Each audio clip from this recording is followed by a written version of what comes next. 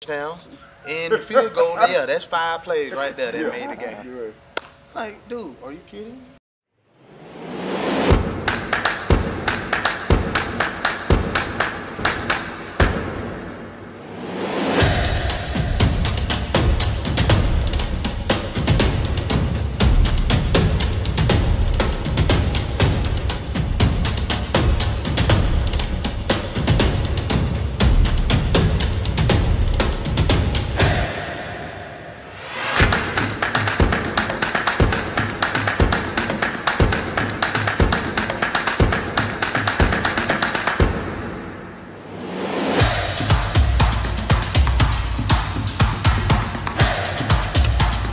Welcome to Men of Steel. I'm Jeremiah Castile, and we're coming to you from Black Watch Sports Performance in Birmingham, Alabama. My awesome co-host, Simeon Castile.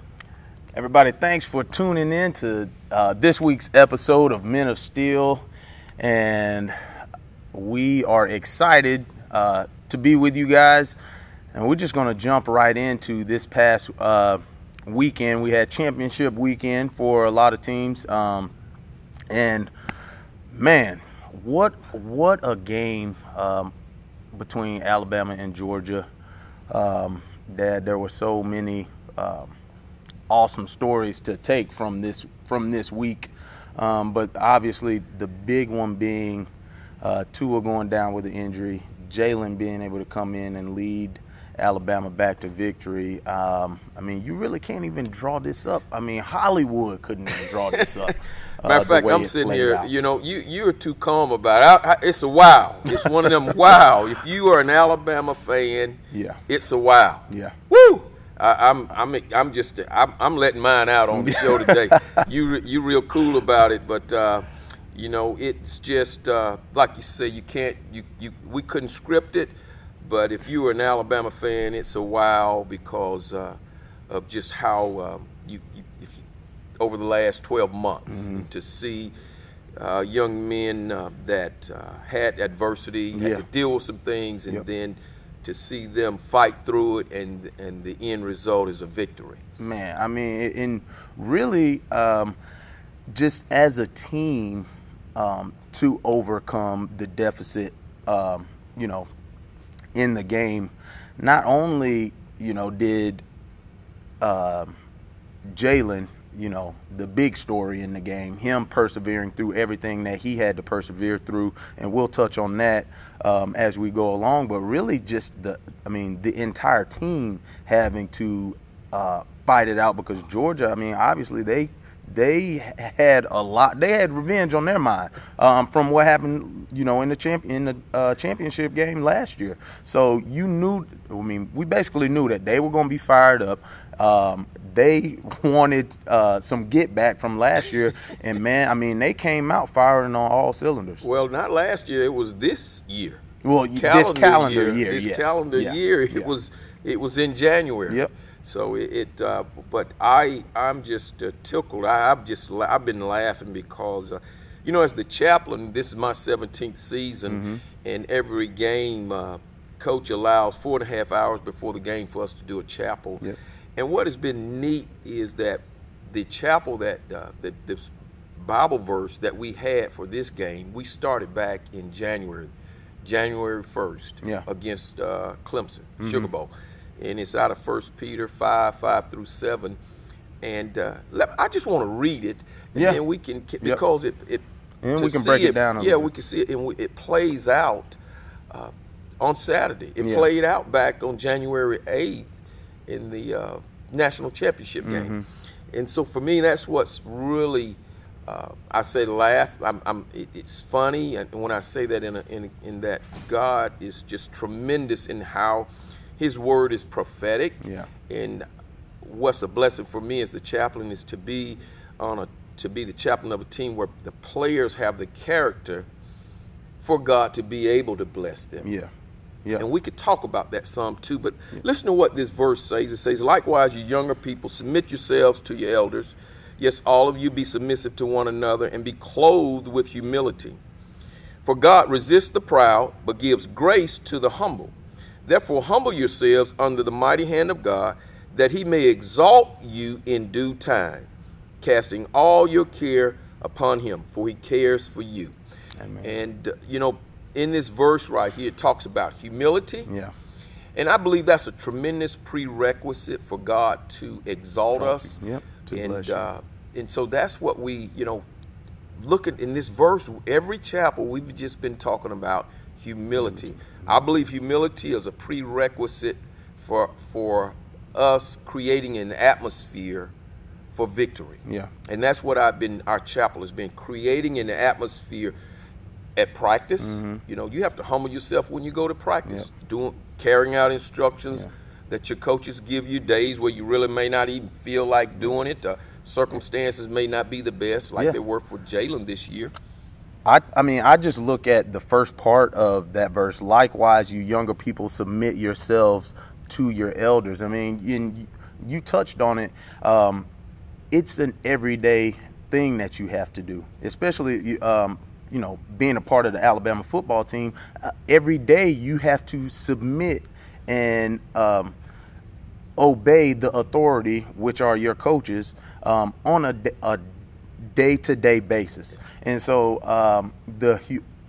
also the humility is a huge part, I think, because of the success that Alabama has had in the past. And it can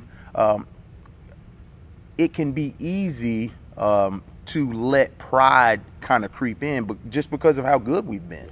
And so I think that, really for you have a unique perspective, being the chaplain and bringing God's word to these young men, on a weekly basis, and seeing them take the word that you're giving them, and then seeing them implement it in their lives, really on a daily basis. Well, Simeon, it's been something that I've lived out.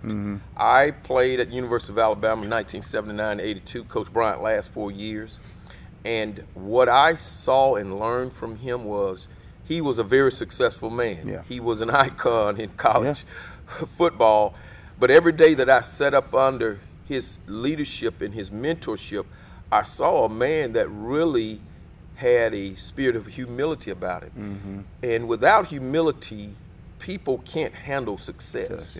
When success comes, if there's no base or standard with from what God's word says with humility, then that success will be shortly lived. It won't be a long. And so for Coach Bryant, over his 25 years, I know coaching at the University of Alabama, I think he never forgot where he came from. So and I was there his last 4 years. So what I saw every day was a man that had won 6 national championships, but really walked in humility. And I believe when we do that, then God can honor us or exalt us, as the word of God says, in due time. And really when when you're dealing with football players, I feel like the stigma is that a lot of football players are not humble. A lot of football players, are prideful just because of how, in the South especially, like just how big of a deal Alabama football is. And, like we've said, the success that Alabama has had, people, praising you, wanting your autograph, all of these different things that can sidetrack you from being humble. So my question to you is, what do you think helped you the most? I know you just mentioned Coach Bryant and being able to see his humility on a daily basis. What else do you think kept you rooted and grounded in your success at Alabama and then throughout the pros? We talked about it on the last episode, and it was instructions from my father. Remember, I talked about how one day, besides all of the spankings, what really the greatest thing in my relationship with him was one day he shared with me about being humble and humility. And he said, son, if you're going to ever achieve anything in life, you're going to have to learn how to take some things. And, man, I'm going to tell you, the light went off for me that day, and I hear his voice even to this day. So when I was at the University of Alabama, when I was in high school, that voice I heard from my father, it continued to keep me grounded in that I'm so thankful for that. Yeah.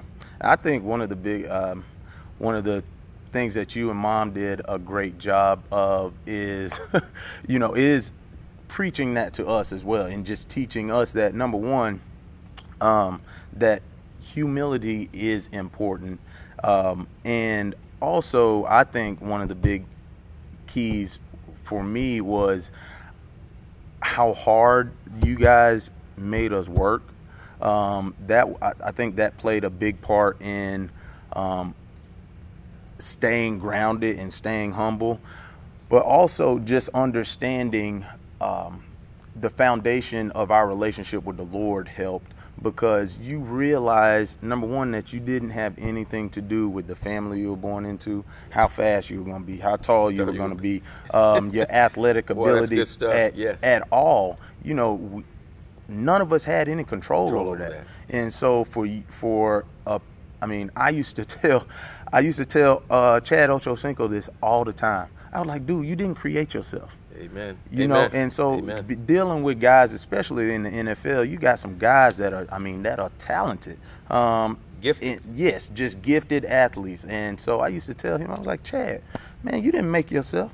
You know what I'm saying? And so, for you to kind of try to take the credit for it, everything that you can do, is laughable almost. But I think that's one of the biggest things that helped me try to stay humble, was just understanding, man, the Lord gave me every gift that I had. And what we, in our chapel, we talked about just a couple of weeks ago, I talked to them and gave them a definition for humility. A lot of times people think humility means you're weak. No. And I said humility, my definition was power restraint. There's a power there in humility. When you're able to submit, you actually are exerting power. In doing that, it's a discipline. It's a spiritual discipline that eventually gives you power. And so that's what we're seeing played out. And so neat about this story with Jalen on Saturday, and if we go back a few months with Tua, is that they exemplified a power by submitting. It takes power to submit to another person. It takes power to submit to those that are in authority over you.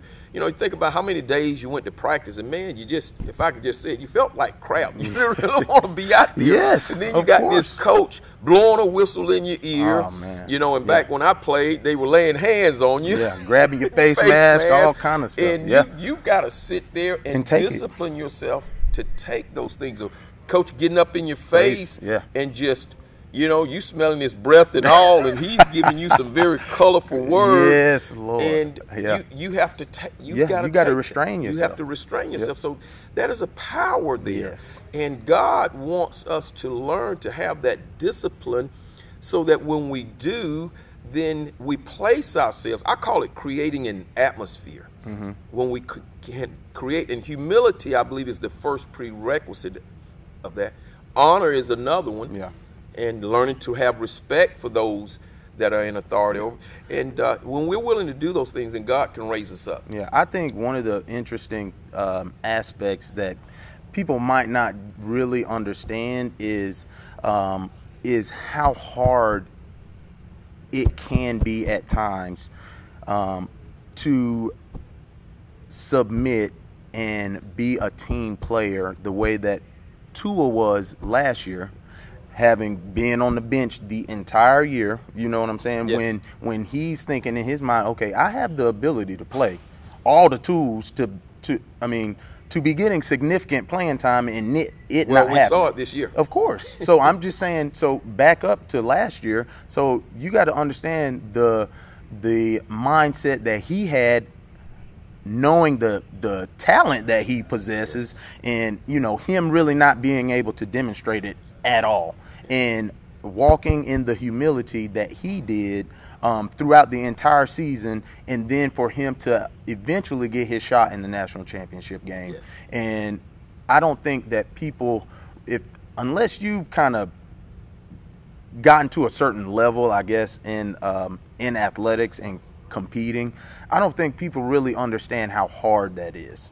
And then on the flip side, this year for Jalen to go through what he went through entire season, the same thing. Having Tua come in and win the national championship, and then everything that he went through as far as the scrutiny between his performance in the national championship game and then him getting benched and then him having the option to transfer. Was he going to transfer or is he not? All of the scrutiny that he got on all the talk radio, all the social media, everything that he had to endure this entire season, and for him to really just exemplify the epitome of humility by being a team player, still leading the team, even though his position was different, him not being the starter, being the backup. I just want to. He has always been a leader, and one of the things that I think people in our audience can take from is that even when you're not the man, you're still leading. Yes. And let me tell you what I mean by that. Somebody's watching you. Yep.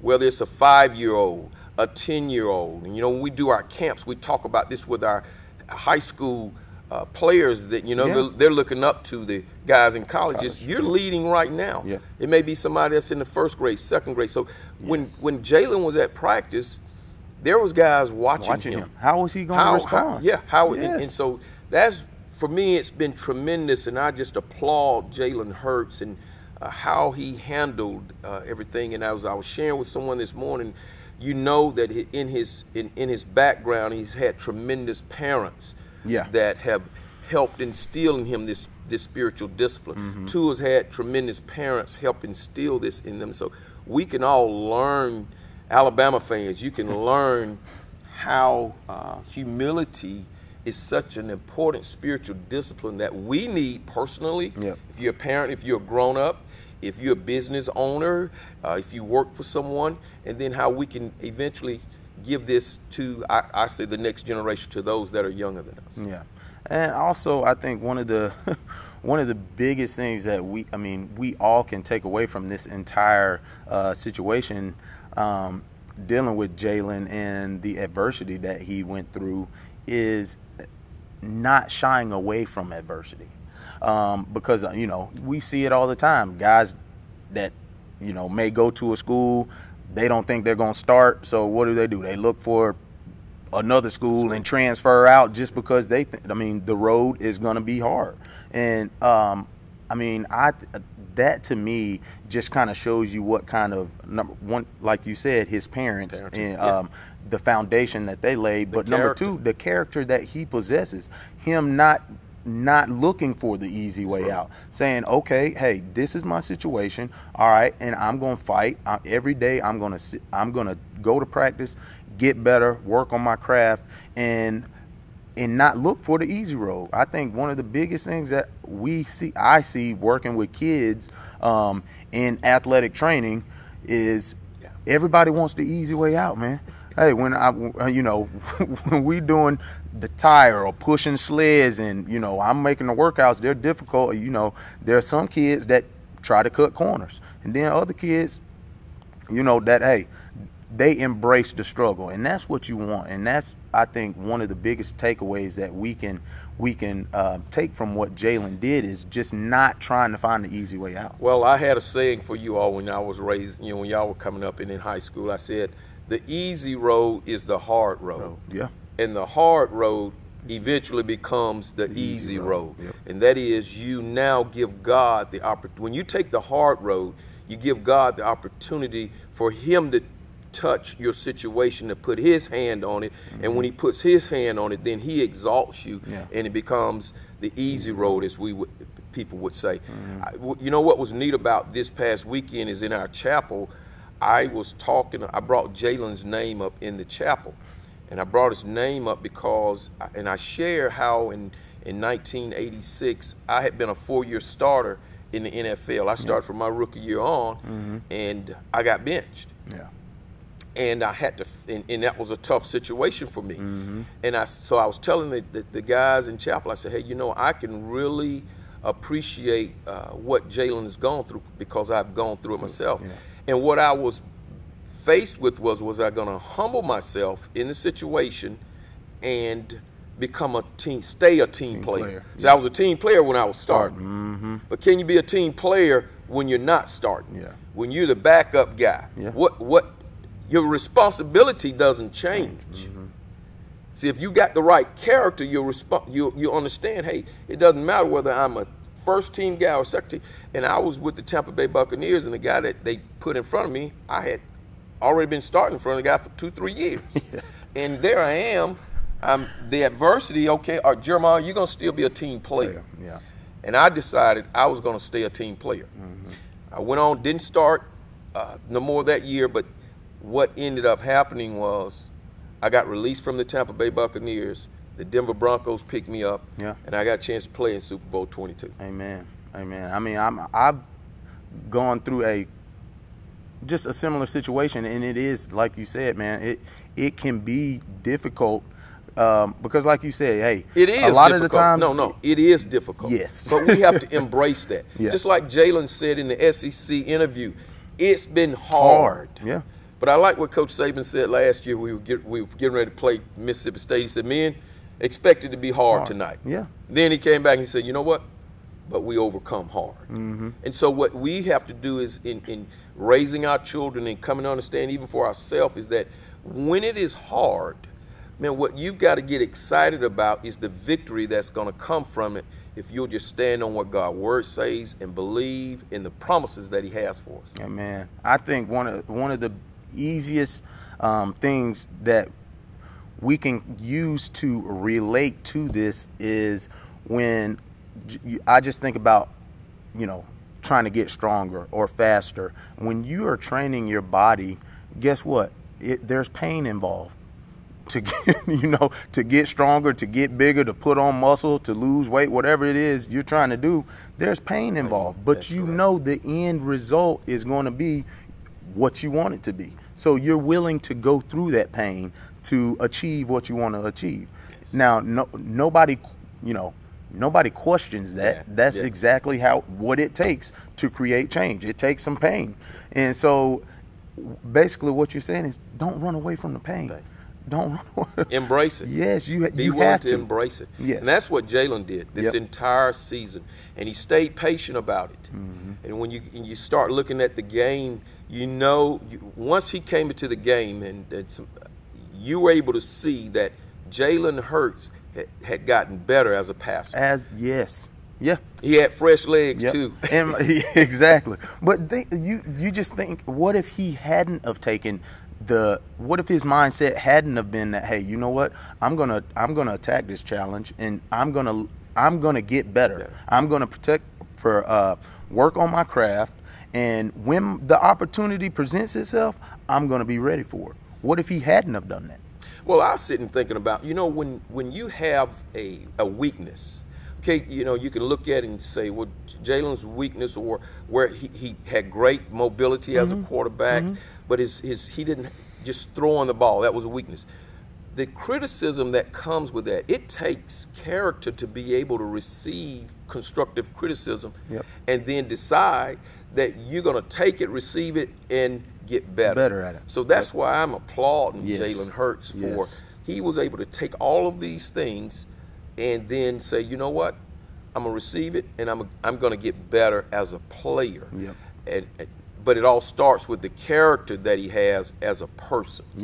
That playing is second. Being a person is first.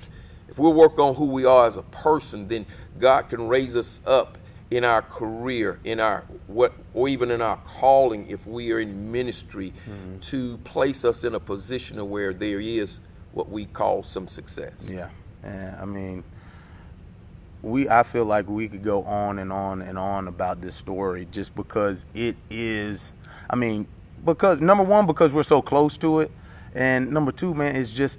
I mean, I don't care who you are. This is just an awesome story that you do not. Well, Hollywood needs to get it. Somebody in Hollywood, somebody out in Hollywood needs to say, "Hey, there's going to be the Jalen Hurts story. Without a doubt, without a doubt. So I mean, it's obviously been fun for us to be able to talk about and be able to, I mean, really kind of just see it firsthand, and just to be so close to the football team, man, and just knowing what all goes into trying to be a great team. You can really appreciate what both of those guys have done, Tua and Jalen. Well, we were able to see the show yesterday. We know Alabama is ranked #1. Amen. And they're going to be playing Oklahoma Yep. in Miami. Yep. Clemson, #2, is going to be playing Notre Dame in Dallas. Yeah. So who you taking? Notre Dame, Clemson. Notre Dame, Clemson. I'm taking Clemson. Clemson. Yes. Okay. And obviously, I think we're gonna roll with the Tide with versus Oklahoma. Yeah. I honestly, I think I agree with you. I think Clemson is gonna be able to beat Notre Dame, and I guess it's gonna be us and Clemson again. I think we with the next episode we'll give an update on Tua and his injury, and I think we'll have Tua back and some of the guys that we have. You know, we got some guys that are kind of banged up. Yeah. That this month will give them a chance to heal up, to recover, and for us to be ready to hit the ground running, man. It's gonna be fun. It's gonna be fun to watch. I'm really excited about you know, just the opportunity that Alabama has again, and setting themselves up to be in the position that they want to be in, making the college playoff again, and having a chance for the national championship. I just want to remind you, the takeaway is that humility always precedes honor.